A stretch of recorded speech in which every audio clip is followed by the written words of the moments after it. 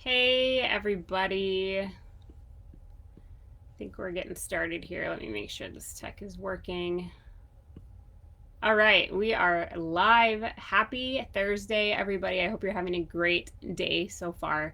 And our topic that we're talking about today is going to be how to keep moving on your tiny offer creation when you are feeling stuck. The biggest answer, or the most selected answer in the poll this week was the poll was how is your tiny offer creation going? And the answer that was selected most frequently was I'm getting started, but I keep getting stuck. And I think that goes for anything that we create in our business, whether it's designing a premium offer or a high ticket offer, launching a new course, creating one of these tiny offers. We love, just as humans, biologically, the way our brains work, we get really excited about new ideas and we feel really motivated. And then when we start doing the work, we kind of slowly fizzle out. It's the same when we start a new workout program or a new eating thing. That's why we love New Year's resolutions, because it feels like it's a fresh start. It's exciting. Our brains are like really jazzed to start something new. And then we realize it is work. It's going to challenge us. It's going to, make us step out of our comfort zones. We're going to have doubts. We're going to maybe have imposter syndrome. We're not going to have clarity on exactly what it needs to look like. So we start pushing it to the back. We start not prioritizing this goal, or we get distracted by life because life happens. Other things take priority. And then we forget why we even wanted to start until something comes back up and it reminds us this is something we really wanted to create inside of our business. And then we get remotivated. So this happened to me multiple times. So this is a topic that I resonate with and I understand, and I have been through, hundreds of times in my own business.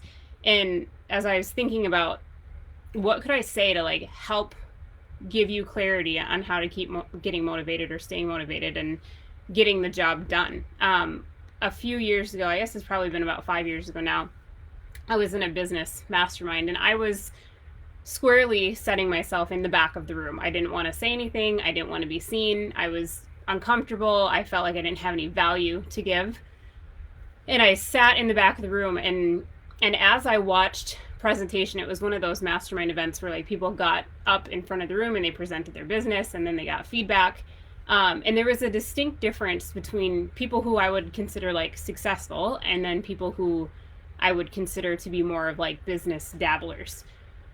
And it was just a very nuanced switch that I noticed in how they were talking about things and how they presented their problems and what they were asking for feedback around. And they would the ones who had some level of success in their business would stand up and they would say, I created this thing and now I need feedback on how to make this thing better. That was one side of the room. Metaphorical side of the room. The other side stood up in front of the room and they said, there's this thing that I want to create, and all they talked about was all of the ideas that they had, and like, I don't know if I should do this angle or this angle. They never actually had the action taking piece inside of what they were presenting, and it was such a clear distinction of like, this side of the room hasn't seen success, they haven't seen their business take off, they haven't felt any level of momentum, because they were the ones that were saying, I want to do something, or I want to create something, or I'm thinking about creating something. They never used the words I have created or I launched, or it was never like a past tense, I already did this thing. It was like this ideation process. So when I saw that, I was like, holy buckets. Literally the only difference is that these people are doing things. Like, they're still standing in front of the room and they're still saying like, I need help. I need to make this better. It's not quite working the way I thought it was. This is the feedback that I got from creating it and launching it and then seeing how the actual market responded to what I put out into the world, versus the people who were only building it over and over again in their brains. So I realized at that point, like, all I have to do is actually get myself to go all in to creating something. And it can be almost a level of self-preservation to not fully launch.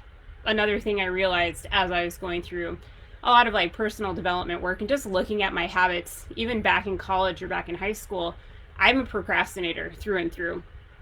And in college, I would wait until the night before maybe 2 nights before, until I like really had that urgency of like, I need to create this thing or I'm going to get an F. Like, I have to finish this project. And I was an art major, so I had a lot of art projects that took a lot of time. And like, had I spaced it out, I would have gotten much better grades. But I would wait until the last minute. I would cram. I would try to finish the projects.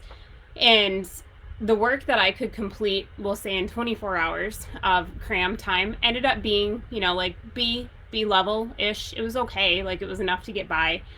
But after reflecting on this, I realized that was a way for my ego to protect itself. Because if I had worked the entire semester on this final test or final project or whatever, if I would have put in 4 months of work and gotten a B, I would have been like, wow, like, I should have gotten an A. Like, I worked really hard on that. How come I'm not good enough to get A's? Or why am I not valuable enough to be graded as an A? Or why isn't my work quality enough to have been given an A? So it was like a self-preservation level for me to procrastinate and then rush.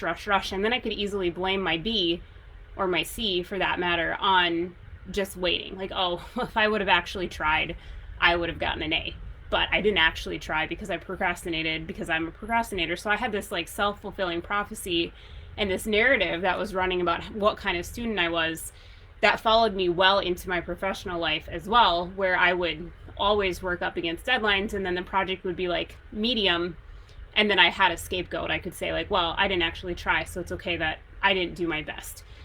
So oftentimes as entrepreneurs, we fall back on ego preservation of like, if I don't actually launch the thing, if I don't put this out in the world, if I don't create it to its completion and ask people to buy it, I'm not going to be rejected. I'm going to be safe. I'm not going to have my ego damaged because people aren't buying this thing. I never actually get to see if people want it or not. I never get the, like, maybe the negative feelings of failing. So it's like this fear of failure, but there's also a level of fear of success too, because there are also fears of like, well, dang, what if this does work? And what if now my family thinks I'm crazy, or thinks I'm spoiled, or thinks I'm like too money obsessed, or I'm too successful and now they don't want to hang out with me anymore? What happens then? So when you start coming up against not doing the thing that you theoretically want to do, or create the project that you in your brain think that you want to do, and we have these excuses about why we haven't done it, like, oh, well, I don't have time. Well, why aren't you creating time? Why aren't you sacrificing a little bit of sleep to sprint, get it completed? Why are you, if you look at your phone and you look at how many hours you've spent of screen time that week or that previous day, maybe you make a priority of putting your phone aside for a few hours a day, and you just really dig in and launch the minimal viable product just to get something out into the world where you can start getting that feedback from people. So when we look at our excuses, that's all they are, is we're making excuses as to why we're not prioritizing this, why we're keeping ourselves safe, why we're not getting out of our comfort zone and going through with actually completing the project. It's total ego preservation oftentimes. Of course, life does come up. There's also a lot of perfectionistic tendencies that can come up where we think it has to look a certain way, or it has to be absolutely perfect before we launch it. So a lot of the times I talk about, in anything that you're launching, that minimal viable product. And this is a concept from a book, I think it's called The Lean Startup. I have to look that up really quick. The Lean Startup by Eric Ries. It's this book about how to get things out into the world quickly. And a concept that he talks a lot about in that book is minimal viable product, because the amount of feedback that you will get from the actual market is always going to outpace what your brain can create when you're spinning it in your mind over and over again of what it's going to look like to launch. You don't actually have any factual data of if it's a good product or not until you get that reaction of like, they're either going to pull out their credit cards to buy your thing or they're not, until it's available. There's this Hamilton, I have to think of the quote, but there's this Hamilton song where I think Eliza is singing to Hamilton, and she's saying like, I can't I don't know what you're spinning in your head, basically. Like, I can't imagine the empires that you're building and rebuilding. And I think as entrepreneurs, we do that. We like build up this huge thing in our brains, and then we change it in our brains, but we don't actually sit down and build it with our hands. We're like always ruminating on what it could be. But when you can shift that into sprinting towards the finish line as fast as possible, that's when you're going to see some level of feedback and success from your product, simply because you're going to move yourself promptly from the side of the room that is not finishing and is just asking for feedback on their ideas to the side of the room where they're asking for feedback on their completed projects and how to improve what they've already launched. I remember from this same mastermind when I was talking to my coach, Julie Stoyan, is who my coach was at the time, and I was voxing her all these different ideas, and I was driving her nuts. Like, I guarantee it.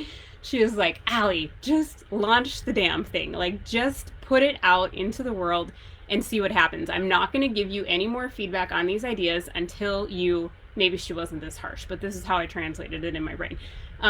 She was like, I'm not going to give you any more feedback on these ideas until you're giving me numbers, until you're saying this many people saw the sales page, this many people bought, this many people did not buy. How do I make those numbers better? And I feel like that sometimes with my own clients of like, yeah, that could work. Like, oh yeah, that maybe could work too. Sure, like try it. Let's test it and see what happens. Because so much of marketing for anything, it's like testing different ad creatives or testing different sales page variations or even different names of your product.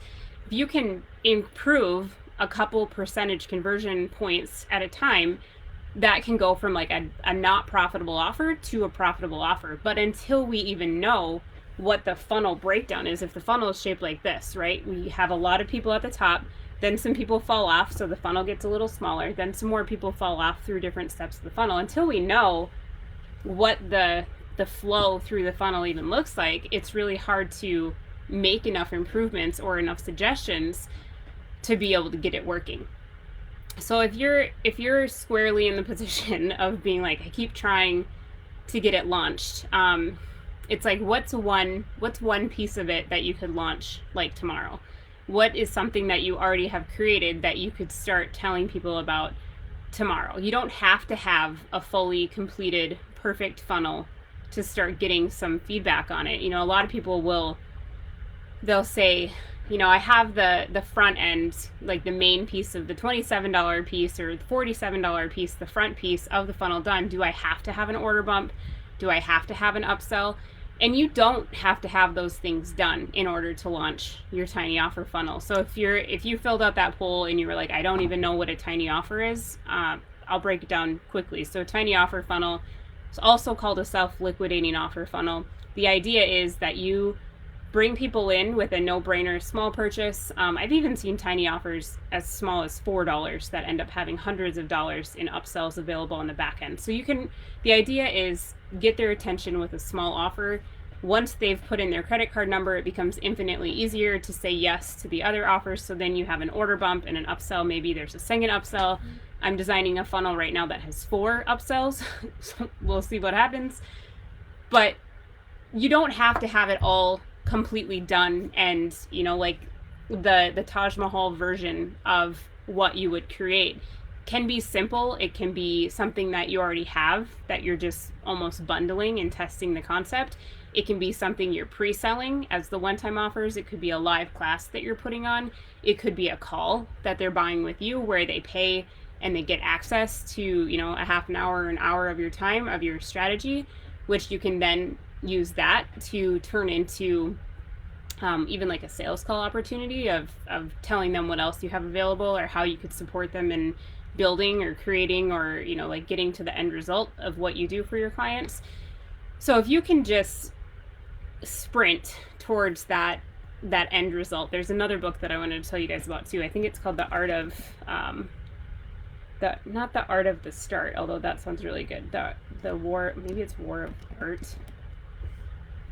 Yeah, I think maybe it's this book, The War of Art, by Stephen Pressfield. And that book is all about just the creative process in general. And I don't know if you've ever felt your brain go through this process where you have a business idea and you're looking up the domain and like you're really excited and you're going to buy the domain and you're coming up with a marketing plan, and then you sleep on it and you have some doubts come up, like, well, somebody already did that, or there's already existing competitors, or I don't know where I would, like get the funding for this business idea. And then your brain sees those different challenges as like a reason to be less excited. So this book, The War of Art, is all about breaking through those blocks that we have as creatives, because entrepreneurs, so much of what we do is creatively driven anyway. But how do you get like across the finish line as fast as possible, so then you can start backpedaling and filling in, how to make it even better, how to, improve those conversion rates, improve the sales page. But you have to at least have something that you've finished. And let me tell you, like, when you can rewrite that story that you have about yourself when it comes to like finishing projects, that makes a huge difference in your ability to believe yourself the next time you have a business idea. For years, I had the story that I had about myself when it came to creating things is like, I'm Allie, I have a lot of good ideas all the time, but I don't finish things. I'm a non-finisher. So I would like feel that in my soul when I'd introduce myself to people. I would be like, I have a lot of good ideas, but I never finish anything, so I'm not successful. That was my story, that was my narrative for a very, very long time.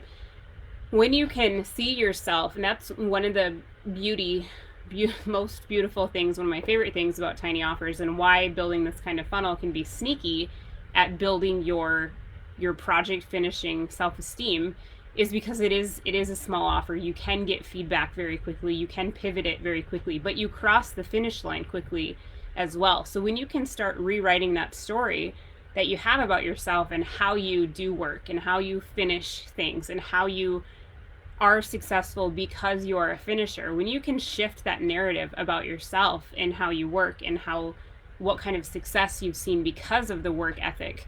I got to the point where I completely rewrote my narrative about myself. Like when I took the Enneagram the very first time, probably like 5-6 years ago, I was a helper. Is that number 4? I don't remember what it is.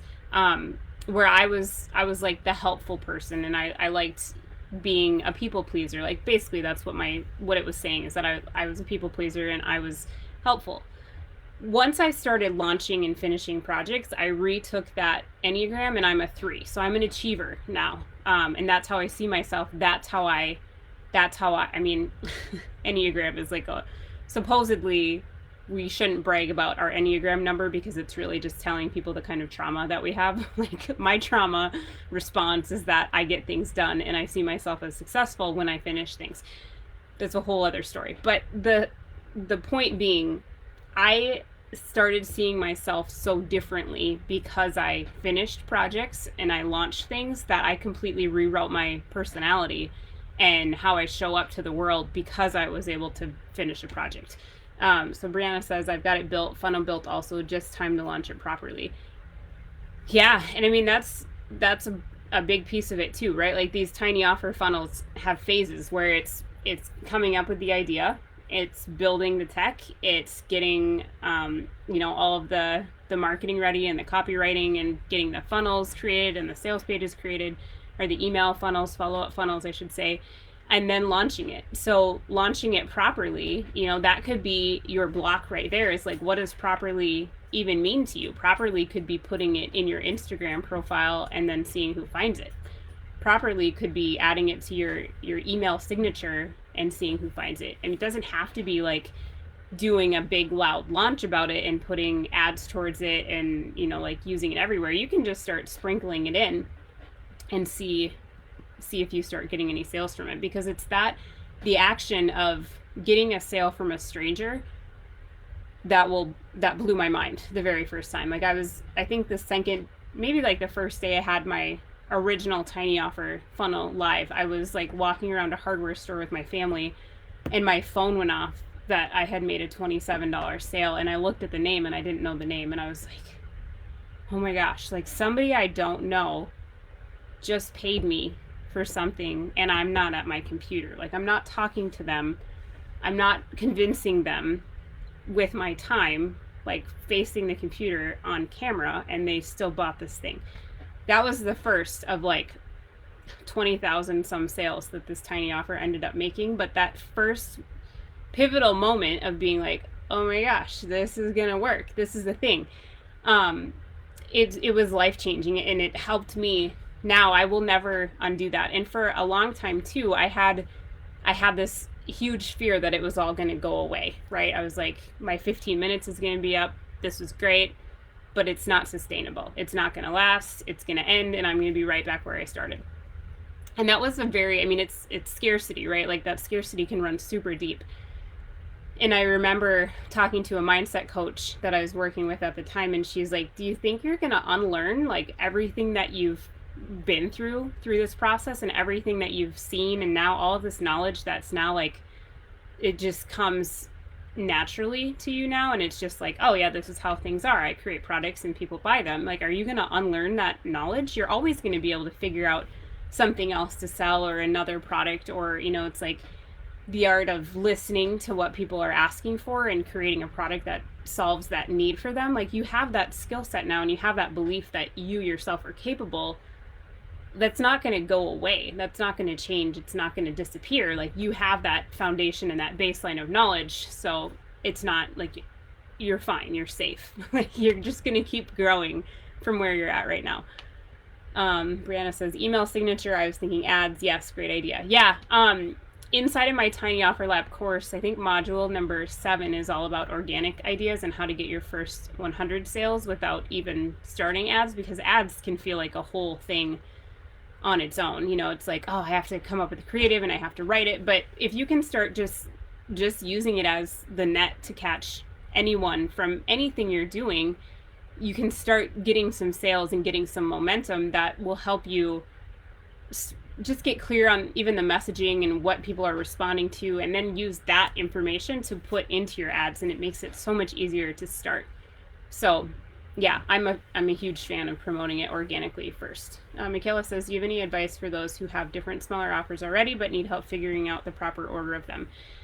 So the order that has worked best is the front offer being answering the thing that they think they need. Like, what's the combination of an easy button for them that's going to save them time, but also speaks to the issue that is keeping them up at night. So if it's, the example that I often use is like in the, we'll say, weight loss industry. So say you are a fitness coach and you teach people how to eat well, like maybe how to count their macros and balance their macros, to sleep, drink water, lift weights, cardio. Like, if you try to sell a tiny offer about all of the things ever, they're going to be like, that sounds like a lot of work. Like, can't I just go get liposuction and then in 2 weeks I'm going to be skinny? Like, I mean, that ultimately, people will pay to get liposuction because they don't have to do the work, and they just fall asleep, they take a nap, and they wake up and they're skinny. Because a lot of people don't like to do the work. Of course, you can't sell that in a tiny offer, and ethically, that if you're a fitness coach, that's not even your jam. But you can tell them, like, what is the quickest thing that they can do to see, like the water weight equivalent of building that momentum and seeing themselves as the person who can follow all the other steps of your tiny offer. So the front thing, if their main pain point is like, man, I just really want to lose like a dress size so I can see that I'm capable of this. Maybe you teach them how to cut dairy or something, or like find out if there are things that are keeping them inflamed and that they could easily cut out, or manage a few different pieces of their diet to see some quick win results. So that would be the kind of thing that you could start with, is like, what's going to give them a quick win? What's the water weight equivalent of your niche? How can you help them just build that momentum and start seeing themselves a little bit differently?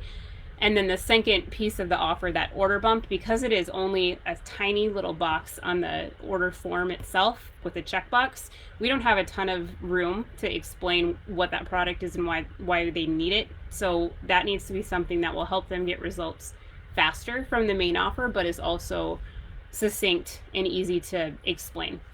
The third piece is if we think about like the pain point solving in an agitating cycle, what I call the one-time offer or the upsell, those two words are interchangeable.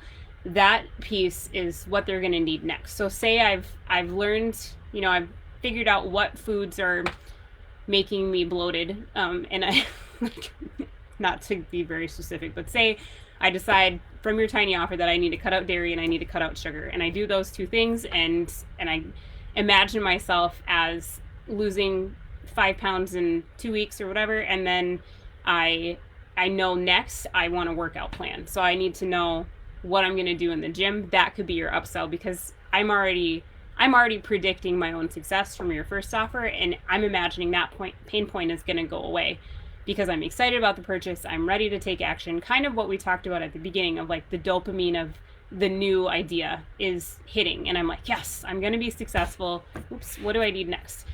So that would be the upsell, is after they've solved that initial pain point, and then the order bump helps me get it done faster. And then the upsell is what I'm going to need after those two steps. So if you have smaller offers, if it's something that is already in existence, just be open to the idea of like, maybe these aren't sequential, or maybe these could all be different front end funnels and I can add on products, or maybe I can add on a call with me as an upsell. I don't know if you want to do that if you're focused on smaller offers. But is there even a bundle that could be the upsell that would help them solve the rest of their pain points or something like that? So you can start imagining just what that journey looks for them. And if you want to brain dump, there's like an exercise where you can, add 2 lines on a piece of paper and just put like check marks of every piece of their transition to their ideal end result. So if I'm starting, so say I'm speaking about my own ideal audience, if I'm starting as someone who wants to create an online business and I'm curious about what options I have to sell as an expert, like how could I quit my job and make my own money on the internet, versus the end result being like someone who is, we'll say, like making $25,000 a month on their own, selling courses and digital products and group programs successfully. So what are all of those different steps that someone would need to go through? They need clarity in what they're, who they're working with. They would need to know what they're selling. They would need to know what format they're selling it in. They would need to know how to talk about it. So they need to know how to write copy. They need to know how to create systems to get people to even know that those products exist. So funnels, how to get traffic to those systems. So I can start breaking down the whole journey of like, if they're here and they're in a 9-to-5 and they're like, I hate my job, I want to not be in this job anymore, all the way to like successfully running their own business. What is that process, or like the customer journey? What does that look like for them? And then I can create different products at each point, and then different funnels towards each one of those products. I think that's a misconception that I had for a very long time too, is that a funnel had one entry point and then 2 years later they're at the end. So it's like one very, very long funnel, but people can jump in at the very end. So if my funnels are like tiny offer funnel, webinar funnel, application funnel, somebody might come in through a tiny offer funnel and then be on my email list for a while, and then see an invitation to a webinar funnel, and then they might join or buy the product that's presented on the webinar and go through that program, and then be in that space for 6 more months, and then see an application that they can fill out to work with me a little bit more closely. And that journey could take 18 months or 2 years for that person. Someone else might already be in the place where they're like, yeah, I just want to fill out the application and get that highest ticket thing because that's where I'm at in business. So not only is it like one long customer journey, I think I talked about this the last time I went live, of like, it can be one long journey, but because I've been creating these different funnels for 3 years now, I have my application funnel, and I have my webinar funnel, and I have my tiny offer funnel that people can drop in at any point based on what they're ready for too. But there is different messaging at each step, because when you think about that journey, someone who's still in their 9-to-5 is going to have a much different story and need to see different words than someone who's ready to launch their own, mastermind or something like that. So hopefully that all makes sense. Michelle, you're most welcome. I love sharing the journey because I feel like, because a lot of people don't see that part necessarily. Like it makes it easier when you're in it, when you're like in the middle of the journey and someone else, oh, is it frozen? Maybe, hopefully not. You know, it makes a difference to be able to see someone else's journey from the beginning all the way to their present stage instead of just the highlight reel. I mean, I think it makes it more realistic, and it just feels more attainable, and we judge ourselves less for being where we're at, and it gives you permission to start where you are with what you have, which I think is one of the biggest gifts we can give ourselves, is like keeping our own blinders on and just doing our own thing. So hopefully that's helpful. If you have any other questions, let me know, and I'm gonna pop off now, but I will check the comments and stuff. Hopefully it's not frozen. If I am, I hope I'm not making a weird face. That was my biggest fear before I did live streams, and even before I did video calls. I was like, what if my face freezes in like a weird face, and then I'm embarrassed and like whatever. That was the silliest story to be worried about. But anyway, I've seen it all. I've been through it all. I think that's why I can openly talk about it and coach through it, is because I remember how hard it is to start, and how challenging it can be to grow and all of those things. So I hope you have a great rest of your week. Thanks for being here. Love you all, and I will talk to you later and see you inside of the group. Thanks.